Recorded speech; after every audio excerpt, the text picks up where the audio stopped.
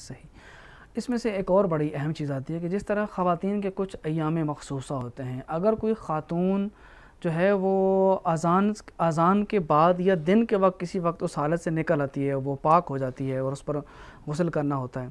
اسی طرح اگر وہ پہلے پاکی کی حالت میں تھی لیکن اذان کے بعد یا دن کے وقت کسی کے اوپر وہ ان چیزوں میں سے کوئی چیز اس پر عارض ہو جاتی ہے تو اس کے روزے کا حکم کیا ہے؟ جی وہ اپنے ایام میں تھی اور اسی ایام میں رہتے ہوئے اس حالت میں رہتے ہوئے فجر ہو گئی اور دن میں داخل ہو گئی. دن میں داخل ہونے کے بعد پاکیزگی ہو گئی تو اس دن کا روزہ اس کا باطل ہے اور اس دن کا روزہ جو ہے اس کی قضا کرنی چاہیے. لیکن غسل جو ہے اگلے دن کے لیے واجب ہے. نمازوں کے لیے واجب ہے اگرچہ نمازوں کے لیے غسل واجب ہے، لیکن اگر کوئی خاتون غفلت کرتی ہے یا نماز سے غافل ہو گئی یا خدا نخواستہ بیمار ہو گئی، سوتی رہی، کیا ہو گیا، نہ کر سکی غسل، لیکن اگلے دن کے روزے کے لیے غسل کرنا واجب ہے، وگرنہ اگلے دن کا روزہ باطل ہو جائے گا. ہاں، نمازوں کے لیے بھی غسل واجب ہے، اگلے دن کے روزے کے لیے بھی غسل واجب ہے، لیکن اسی دن کا روزہ باطل ہے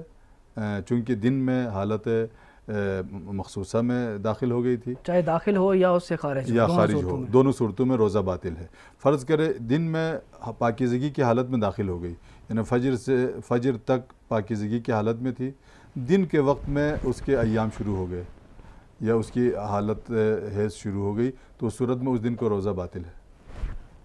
یہ تو کنفرم ہو گیا کہ اس کا روزہ باطل ہو جائے گا. لیکن اگر وہ خاتون بھول جاتی ہے، 1 2 3 4 دن گزرنے کے بعد اس کو سمجھ آتی ہے کہ مجھے تو فریضہ تھا کہ اتنے دن پہلے میں غسل کرتی ہوں، یا پتہ نہیں چلا میں نے کتنے دن جو ہے نا وہ اسی حالت میں گزار دیے ہیں، تو اس کے بارے میں کیا حکم ہے؟ غافل رہنے کی صورت میں یا اس کو علم نہ ہونے کی صورت میں یہی حکم ہے کہ ان دنوں کے روزے کے بھی قضا کر لیں،